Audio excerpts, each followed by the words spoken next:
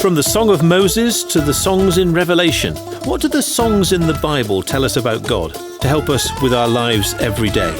That's what this series is all about. Stand by for brilliant insights from Bible expert Mike Beaumont. I'm David Taverner, and this is Bible Songs in 30 Minutes. The God who sustains, and we're looking at Psalm 55. Which at the very beginning, Mike says, for the director of music with stringed instruments, a maskil of David. You've talked about a maskil before. I have 13 of the Psalms are called maskils. Maskil comes from a Hebrew verb that means to make wise. So these Psalms tend to be Psalms that were written to bring some wise understanding. The Septuagint version, the Greek translation of the Old Testament, actually heads this up as a psalm of understanding. So it's a psalm that's written by David out of his own experience to try and bring understanding to people to help them in their situation. Who are the main characters in this psalm? Well, we're going to find it's David, but also a former trusted friend who's turned traitor on him. You know, now perhaps many of us have had friends who've terribly let us down or turned against us in some way or other. So this will echo with many listeners, I'm sure. And the psalm sort of falls into two broad halves. The first half is an appeal to God to sustain him at this time when people generally seem to be getting away with bad things, but the thing that really galls him is this trusted friend who's let him down. And then in the second half of the psalm, from verse 16, his confidence that even in this he can call out to God, and God will be the God who sustains him, who to sustain means to take you through it. Might not drag you out of it, but he will take you through it. Well, let's hear the first half of the psalm and we'll listen out for this traitor. Okay, let's read then the first half of the psalm. Psalm 55, verses 1 to 15. Listen to my prayer, O God. Do not ignore my plea. Hear me and answer me. My thoughts trouble me, and I'm distraught at the voice of the enemy, at the stares of the wicked, for they bring down suffering upon me and revile me in their anger. My heart is in anguish within me. The terrors of death assail me. Fear and trembling have beset me. Horror has overwhelmed me. I said, oh, that I had the wings of a dove. I would fly away and be at rest. I would flee far away and stay in the desert. Selah. I'd hurry to my place of shelter, far from the tempest and the storm. Confuse the wicked, O Lord, confound their speech. For I see violence and strife in the city. Day and night they prowl about on its walls. Malice and abuse are within it. Destructive forces are at work in the city. Threats and lies never leave its streets. Oh, if it were an enemy were insulting me, I could endure it. If a foe were raising himself against me, I could hide from him.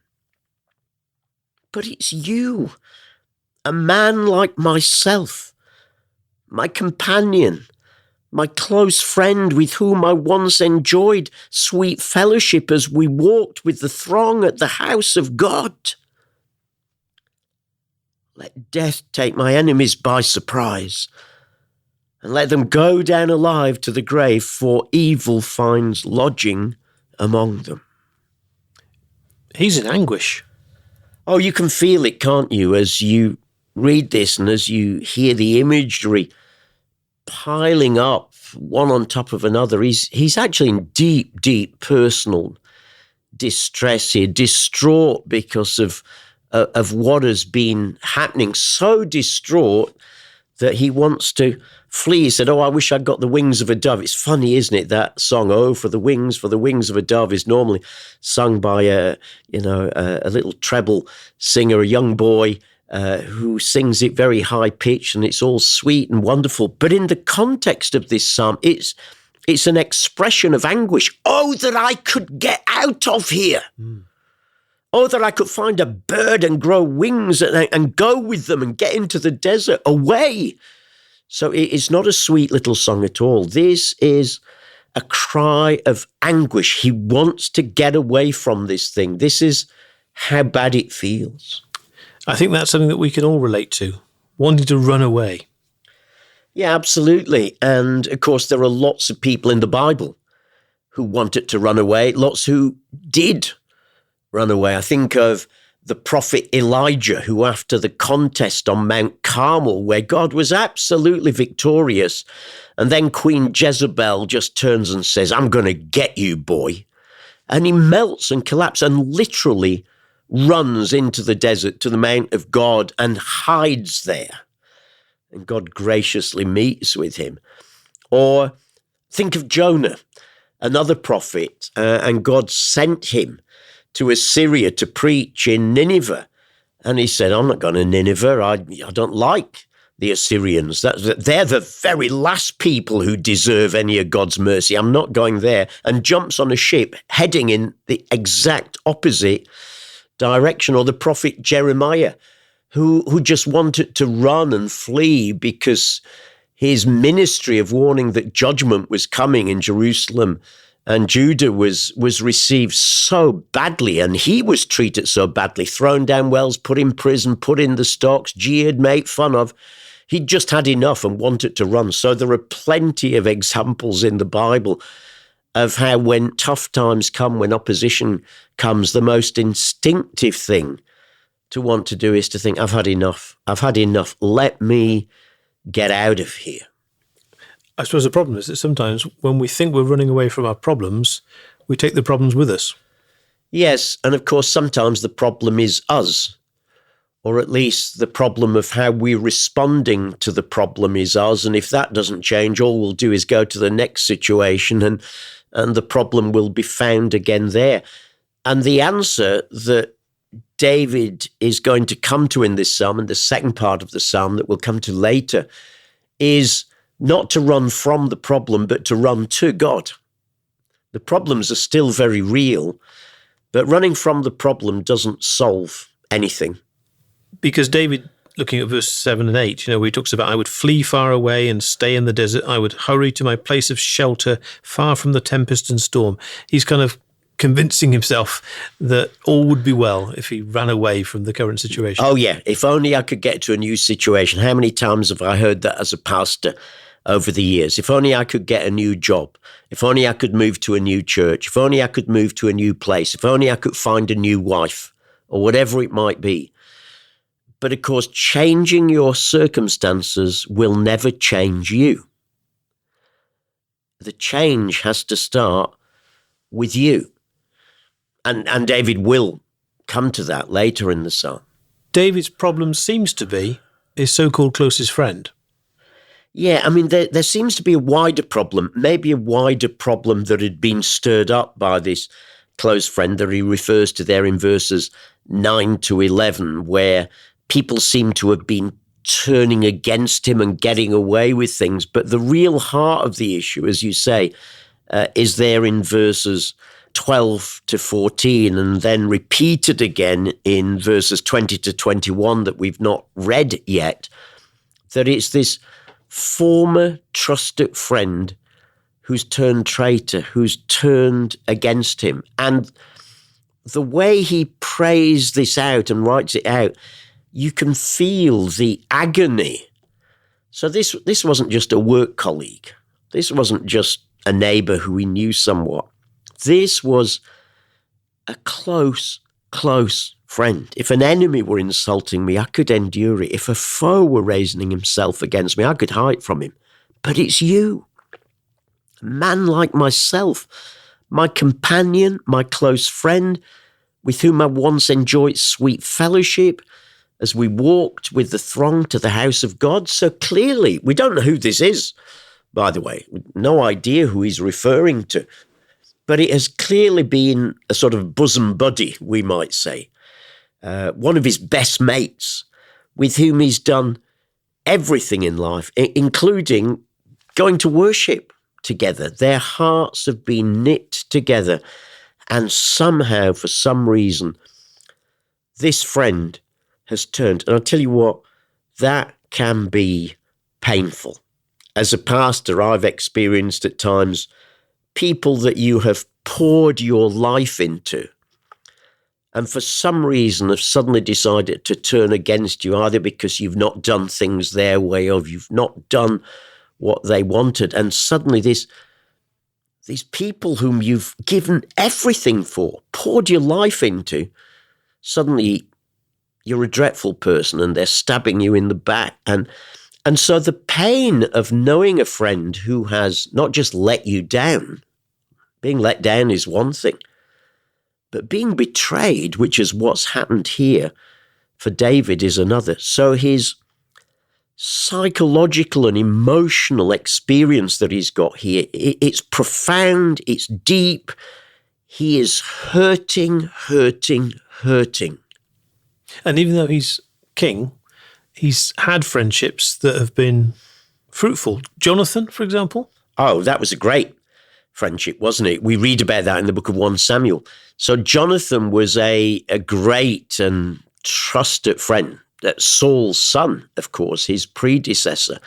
And they were sort of like that. They really were so close. They were just like brothers. So David knew what close friendship was. It's very, very unlikely to have been Jonathan because he ends up dead in battle with his father Saul, of course.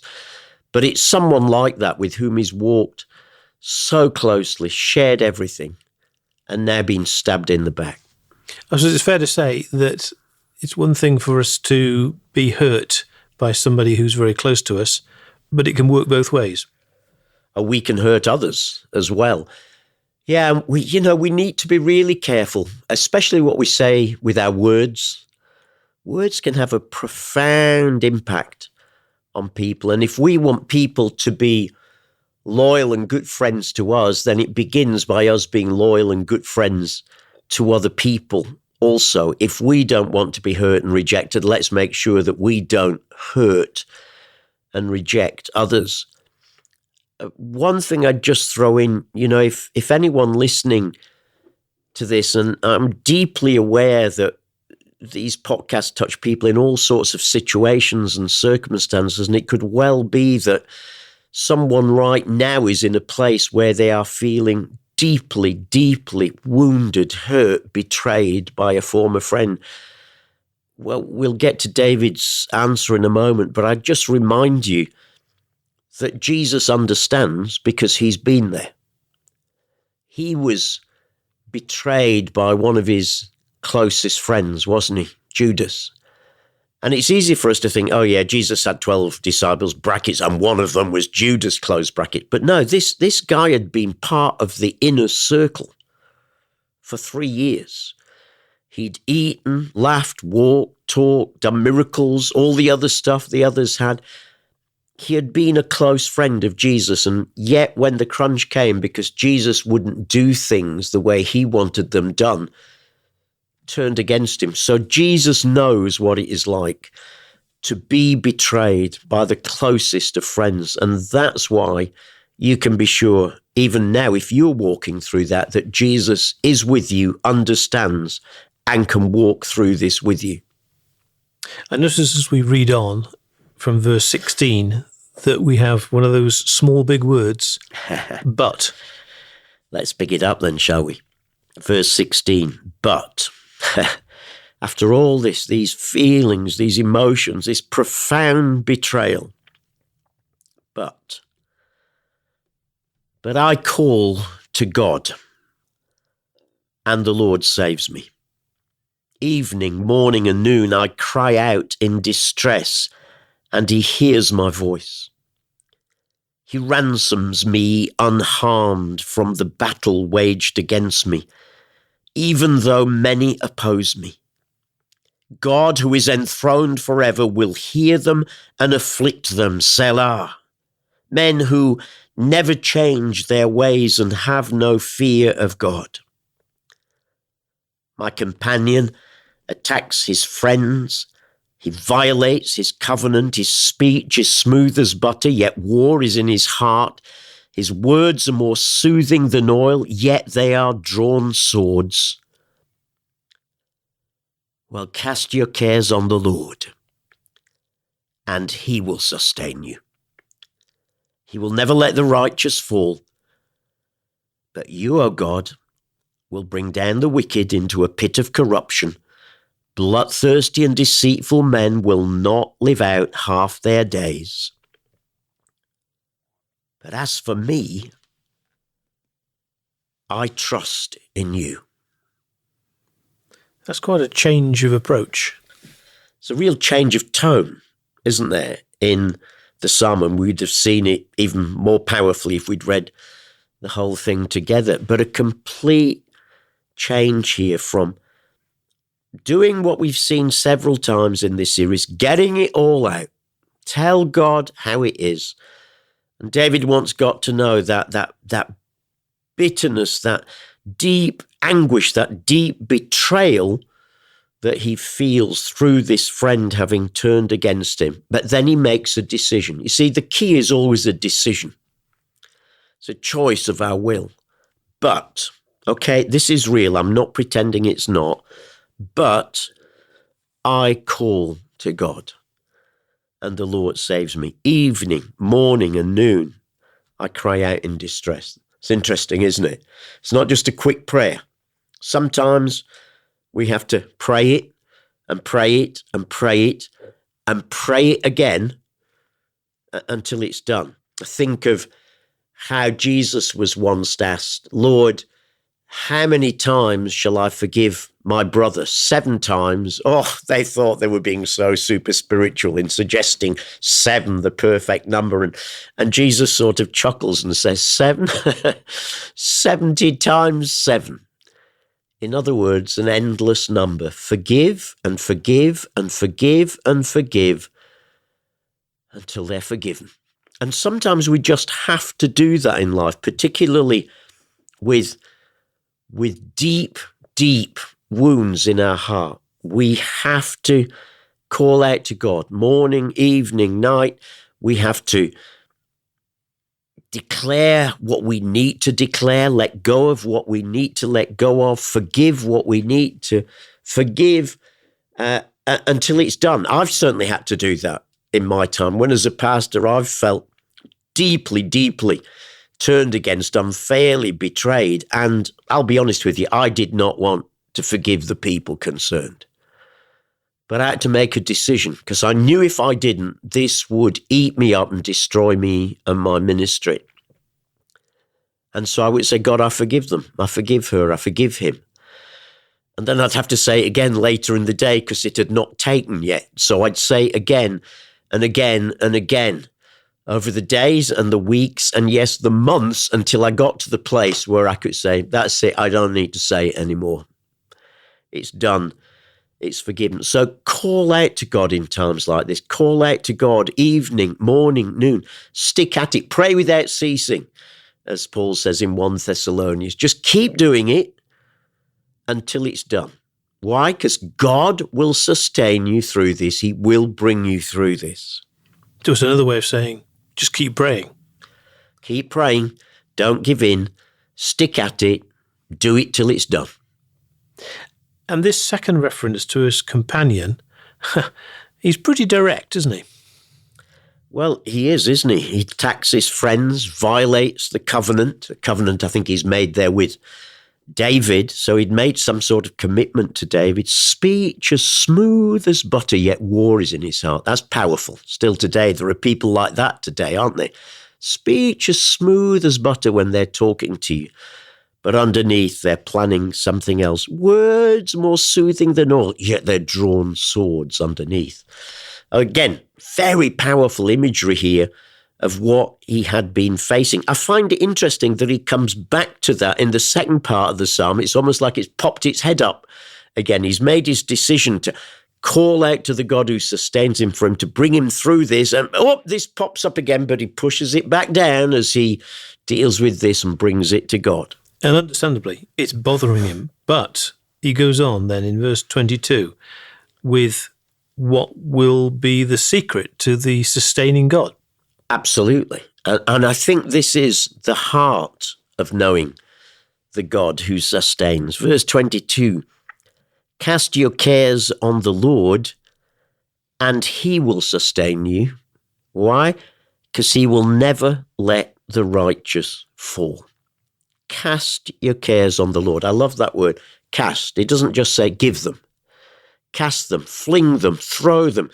Stop carrying them on your back. Get them off your back and throw them to the Lord. He's big enough to catch them and to deal with them. Cast all your cares on the Lord. There's a New Testament equivalent of that verse. Peter quotes it undoubtedly, thinking back to this verse here in Psalm 55 and in 1 Peter 5, 6 and 7. Peter says, humble yourselves, therefore, under God's mighty hand, that he may lift you up in due time. Interesting, in due time. Doesn't always happen straight away. Cast all your anxiety on him because he cares for you. There's the reason. That's why you can cast this stuff on God, because God actually cares for you. So cast it on him. Don't put it down and pick it back up again. Put it down and leave it at the foot of the cross. Cast it on him. Leave it with him. Choose to leave it with him. If it comes back, choose to leave it with him again. But don't go on carrying the thing around. It will crush you. You've probably had that advice. I've probably had that advice. I've given that advice. Cast your anxiety on him. But we still hang on to it. Yeah, because I think we're dumb sometimes, aren't we? And we don't know what's best for us. I think sometimes we do it actually not because we want to be, because it's so eaten us up. It's so got into us. It's been so powerful. But this is where choice comes and decision comes, and we let our feelings follow our faith. And our faith is what makes the decision that says, God, I am giving this to you. I am leaving this with you. I do not feel like I want to leave it with you. I feel like I have the right to carry this and to be against this person for the rest of my life. That's how I feel. But I am choosing, I'm making a decision to bring it to you, to put it at your feet, to lay it at the cross for you to deal with. Because, you see, how we feel about someone who's acted badly to us doesn't affect them at all. They have no idea about it. And if they heard about it, they wouldn't care. The only thing that bad feelings does is to affect you. And so it's in your own self-interest to bring it to God and to leave it with God. And yet make that decision of faith and let the feelings follow eventually. And sometimes, as I've said, that means doing it again and again and again and again until it has no power and the feelings have caught up. So if we do learn from this and can cast our cares on the Lord, then the psalm says he will sustain you. What's that sustaining all about? Yeah, I love that. I think it's a recognition that things don't always change instantly. I mean, there's no guarantee that this former friend would stop spreading these nasty stories about David. So just bringing it to God doesn't mean things always will instantly change. But what God does promise, he promises to be the God who sustains us, that is, who upholds us, who carries us through until we can come out on the other side. And this is, such a need in life, because things don't always change quick just because we've prayed. That this idea of God being the God who sustains is a really, really common one in the Psalms. So again, I decided just to take a look earlier and to jot down one or two of the Psalms that talk about God sustaining us, because it's such a common theme. Psalm 3, verse 5, I lie down and sleep, I wake again, because the Lord sustains me. 18:35, you make your saving help my shield, and your right hand sustains me. Your help has made me great. 41 verse 3, the Lord sustains them on their sickbed and restores them from their bed of illness. 51:12, restore to me the joy of your salvation and grant me a willing spirit to sustain me. 54:4, surely God is my help. The Lord is the one who sustains me. 89:21, my hand will sustain him. Surely my arm will strengthen him.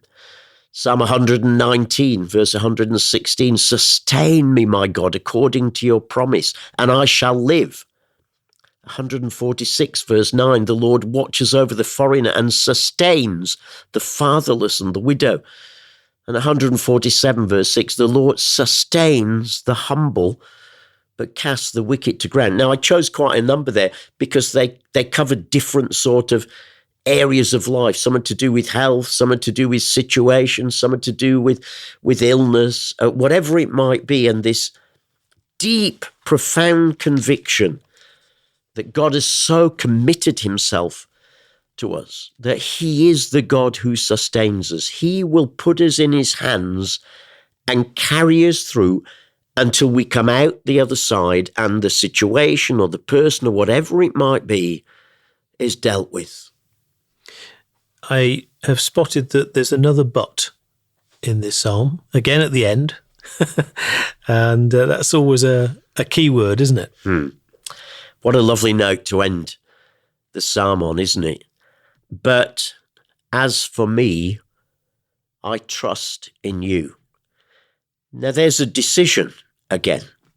We don't know this enemy has been dealt with yet, but here's this decision. As for me, I trust in you. And just before he's talked about the wicked and acknowledged that he's going to leave it to God to deal with. I can't deal with this, God. You're going to have to deal with this. As for me, I trust in you. And there's nothing like things going wrong or people being against us to help us narrow down. So who or what are you trusting in? You're trusting in your reputation, your name, your strength, your skill, your ability, your position, your money, your family? Or are you trusting in me? And things going wrong and people coming against us can have a way of challenging us to ask, so what are you really, really trusting in when all the chips are down? Well, David's answer here is, as for me, I trust in you, the God who sustains, the God who is going to bring me through this. I'm interested that David, in the first part of the psalm, talks about his companion, his close friend. In other words, he's still a companion, still a close friend. You know, he's not turned into an enemy. And then secondly, in verse 20, he talks about my companion attacks his friends. So I'm thinking of that sort of friendship circle, which, because of this individual, by the look of it, is gone pear-shaped. Yeah. But David's wanting us all to learn from that. Yeah, very interesting, as you say, that he still calls him that. It's almost as if he wants God to restore this. The friendship circle has gone pear-shaped, but this was such a close, intimate friend that David would still love for him to be his companion once again. Why not? Because God is the God of restoration. And if we truly believe that God is a God who forgives and restores and not just sustains, then why cannot God put things back to how they were and even better once again? So it's one thing to cast our cares on the Lord to sustain us, but it's very generous-hearted to want that for others. A measure of the man, isn't it? This big, generous-hearted guy who wasn't perfect, but who was a man after God's heart and who did want God's best, and who, as he goes through this incredibly tough time, emotionally challenging, spiritually challenging, but as he goes through it, he knows he can go through it because of both his past experience and also his decision here. As for me, I trust in you. There is no doubt at all that no matter what David faced in life, he absolutely did have trust and confidence in the God who sustains.